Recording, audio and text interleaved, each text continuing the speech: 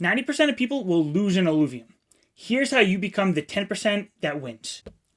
See, for anyone to earn money in Illuvium, somebody needs to lose it. And that's the same concept when it comes to, trading any crypto coin or even any stock.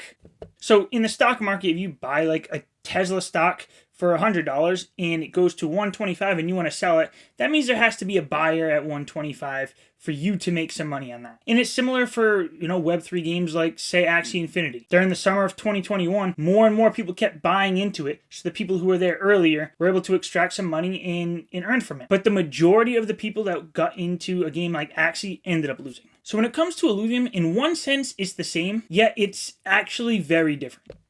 So think about it this way. If you plan a vacation or a trip to Disney World, or say you bought a ticket to your favorite sporting event, you're trading your money for entertainment, for fun. Now, when you get back home from that event, if you think about just the monetary side of things, you lost. You lost money by attending that event or going on that vacation. But you're okay with it because the ROI expected was not from a monetary standpoint. You just wanted enjoyment. And that's what you get in good games. Gamers are willing to spend money, lose from a monetary standpoint, but trade that loss for fun. So think about in the traditional Web 2 games. You have Fortnite V-Bucks. You have Clash of Clans gems, FIFA packs, and Roblox bucks. Gamers are spending money on these games purely for the enjoyment of the game. Maybe that spend is helping them progress along quicker. Maybe it's giving them some skin or flex in a game, or maybe it's making them stronger so they can defeat that next boss. They're not doing this for an ROI. And for these games that I just mentioned, they're all still in the,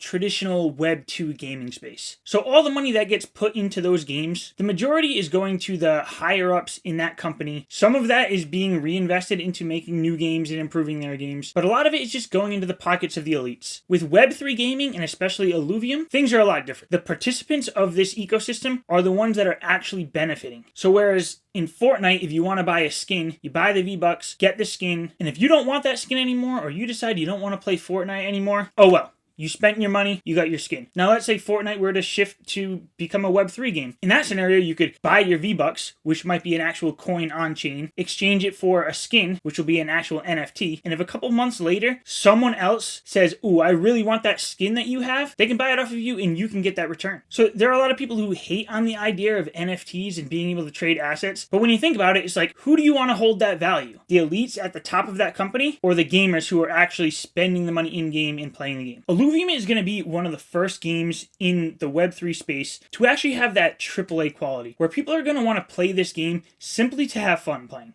When you think back of the concept of a monster collector like Pokemon, there are going to be people who are spending money in this game to collect these alluvials just to hold them in their collection. And these alluvials have value, but if they're not trying to extract value and they just want to hold on to these assets, then technically from a monetary standpoint, they're losing. And then you have the other aspect of the game is the arena, where people are going to want to collect these alluvials to build out teams to compete. Maybe they need a really rare alluvial that's going to fit perfect in their team so that they can go and compete in the next tournament. So we've determined where this money is going, whether it's Web 2 or Web 3. Here's how you can take advantage of it in Illuvium. The first and easiest way you can take advantage in Illuvium is by buying the ILV token and staking it for revenue distribution. Now, to put it simply, it means when players enter the game and they're spending money in the game, that money is used to buy ILV off of the market and distribute it back to the people who are staking the ILV. So again, another way where the revenue coming in isn't going straight up to the elites of the company. It's getting spread out between the token stakers. The next way to take advantage of this is Illuvium Zero land. So the land is going to be what's generating the fuel that needs to get sold to the market in order for people to travel and play this game and do different in-game transactions. Now, what I forgot to mention about the ILV staking and the RevDis is that's 95% of the revenue. The other 5% of the revenue is going to the people who own the land and are playing Illuvium Zero. When the landowners produce X amount of fuel and sell it to the market, the DAO's coming in with 19x, so 95% of that, which is going to be used for RevDis, and the 5% is going straight to those landowners. And this last one is where I think the biggest opportunity is going to be. Now,